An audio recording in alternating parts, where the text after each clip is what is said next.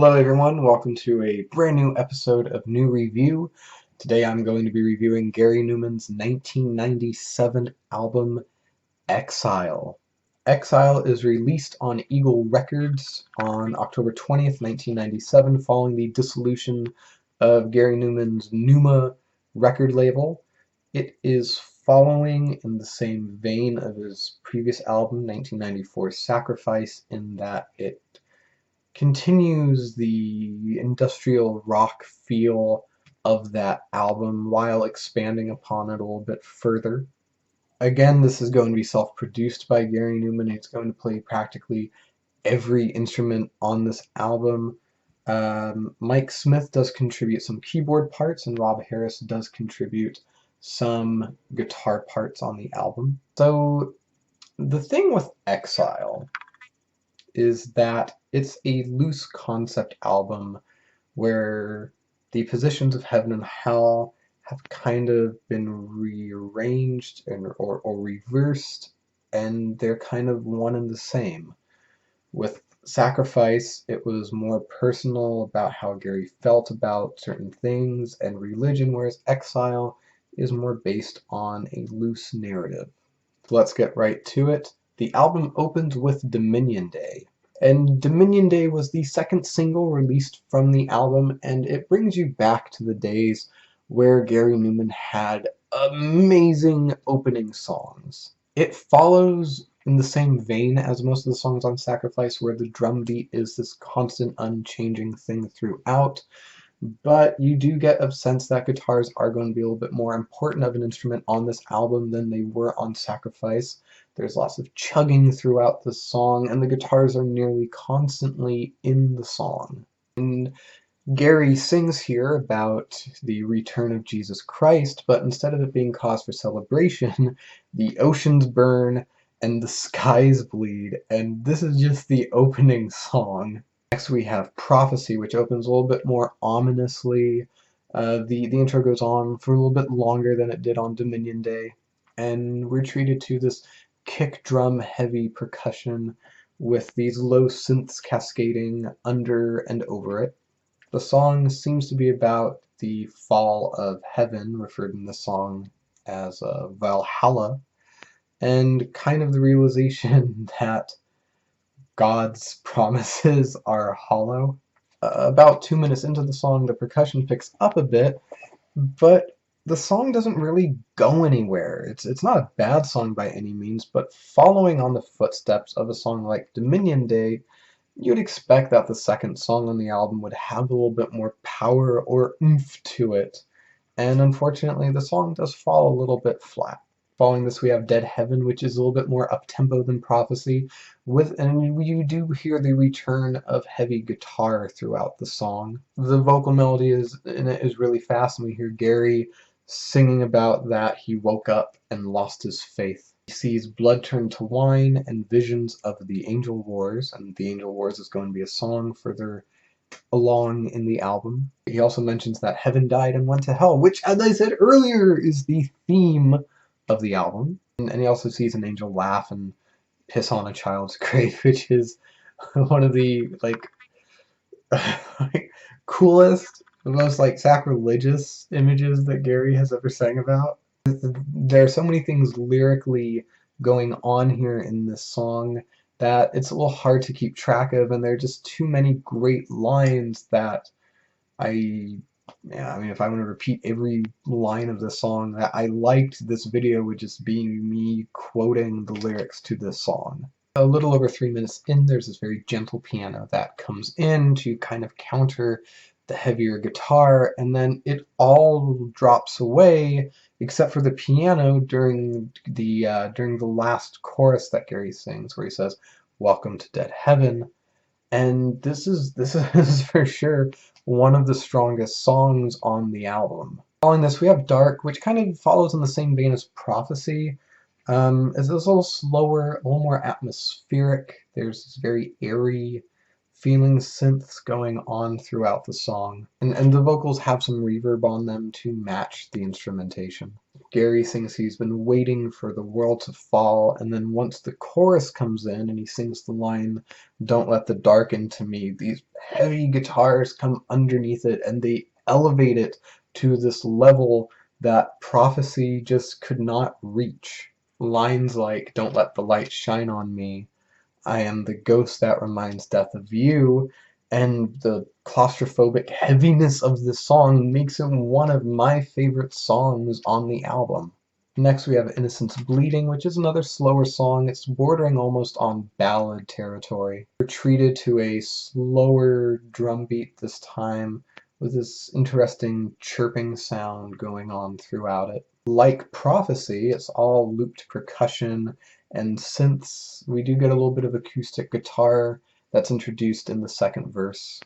And lyrically, it's another song about the false promises of God.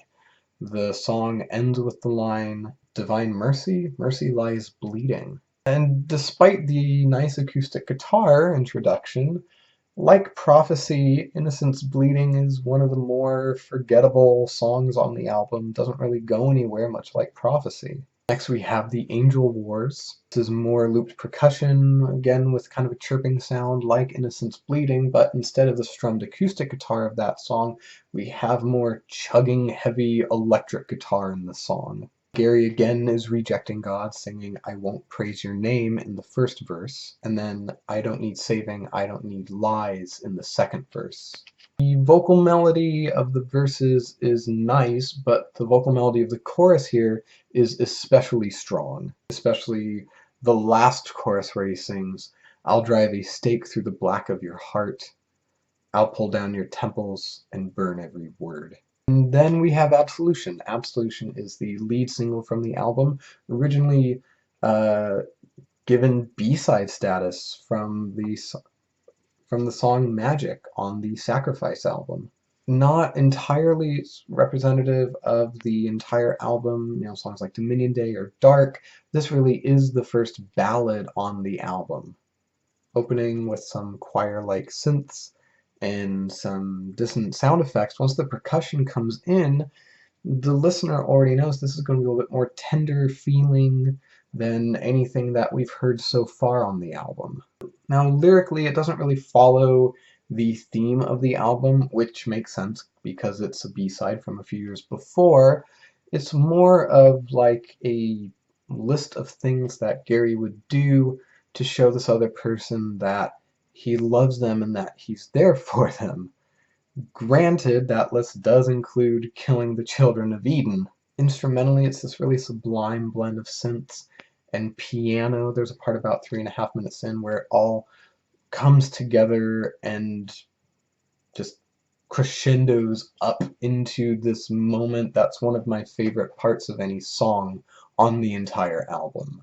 It's a standout track, and I'm very glad Gary brought it back from its B-side status. Next we have An Alien Cure, which again is a very ominous opening. Once the drums come in, we are treated to a much faster song than Absolution. Instrumentally, there's not really much going on besides the drums for the first verse, where Gary sings, "So I wandered like Jesus, like an alien cure." But then once the chorus comes in, we do hear these very ominous synthesizer lines coming in underneath the vocals. By the time the second verse comes in, the drum beat picks up a little bit, the ominous synths are there, and we're treated to some more very tender piano keys during the bridge. The song ends with Gary singing, "So I moved like a rumor, like a glorious lie, and I walked into heaven, into dead paradise." The song is a little bit bare instrumentally. There is some guitar that comes in during the last chorus that does help it out.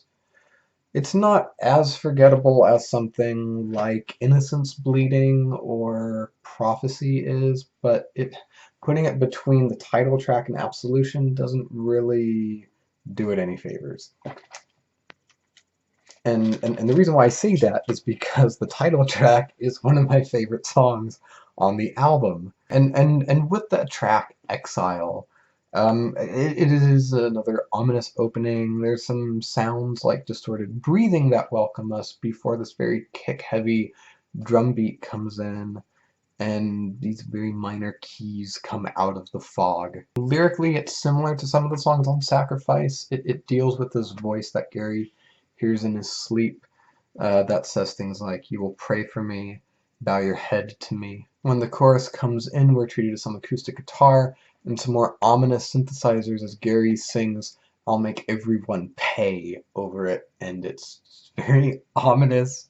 It's a very powerful moment on the album. One of my absolute favorite moments of any song on this album. The song does almost feel like a ballad, but with the lyrical theme of sacrilege and revenge, it gives a completely different feeling of something like "You Walk in My Soul" or "Love Isolation," and it really helps to put the title track, Exile, up into this plateau of great closing tracks that I haven't really heard on a Gary Numan album since something like, I mean, I'd be having to go back to the Joy Circuit from Telecon. And that's Exile. Now, Gary did get a lot of shit for this album. He was derided by a lot of lifelong fans who were religious, who were, saying, "Oh, how dare Gary, blah, blah, whatever." I personally do not take offense to the lyrical themes on this album, and I think that lyrically, this is one of the strongest albums in Gary Numan's entire catalog. A complaint that I do have about it, it's the same complaint that I have for Sacrifice, which is that the production has not aged that well, and once you hear the first 30, 40, 50 seconds of a song, you kind of know where the song is going to go from there. There's not many surprises like there are on an album like Telecon or even Dance. Now, that being said, it is a very strong collection of songs. Songs like Innocence Bleeding and Prophecy are a little bit more forgettable. They're very samey, but it is picked up by songs like Dominion Day or Dark that are, for lack of a better term, dark. This is a very heavy album. It's a very atmospheric album. It's a little more claustrophobic feeling than Sacrifice. Sacrifice felt a little bit more open. And Exile, I mean, there are parts on this album that just feel like you're being suffocated. Songs like Dark, songs like the title track with this very kind of sound going on underneath it from the synthesizers. It's very easy to see why Exile and Sacrifice did get the praise that they got at the time, because these are following a career low. This was the longest stretch at the time between Gary Numan albums. Sacrifice came out in 1994, Exile came out in 1997. But there are going to be longer stretches from here on out, which we'll get to in time. But overall, Exile does stand probably around somewhere in my top 5 Gary Numan albums, or possibly just outside of that top 5.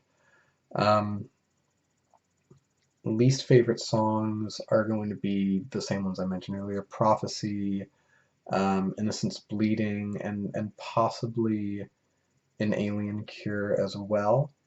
Favorite songs are going to be Dominion Day, Dark, Dead Heaven, Absolution, Exile. I mean, you could put this album on shuffle, and even the songs that I say aren't my favorite ones on here are still going to be pretty damn good. I would go so far as to give this album probably a similar rating to Sacrifice. I'm going to give it an 8 out of 10. I do think that just because of the way that the production and the album has aged, it detracts from the rating a little bit. But it's still a very strong Gary Numan album. So that's my review of Exile. So what do you think? Did you love it? Did you hate it? Do you agree? Do you disagree? Next, I have my review of Pure, which is going to be up as soon as I can.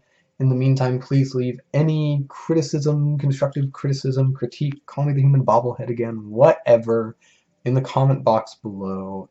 I will try to respond, maybe, I don't know, we'll see what happens. So, this is Tyler King with NuReview, Exile by Gary Numan, 8 out of 10. Thank you for watching.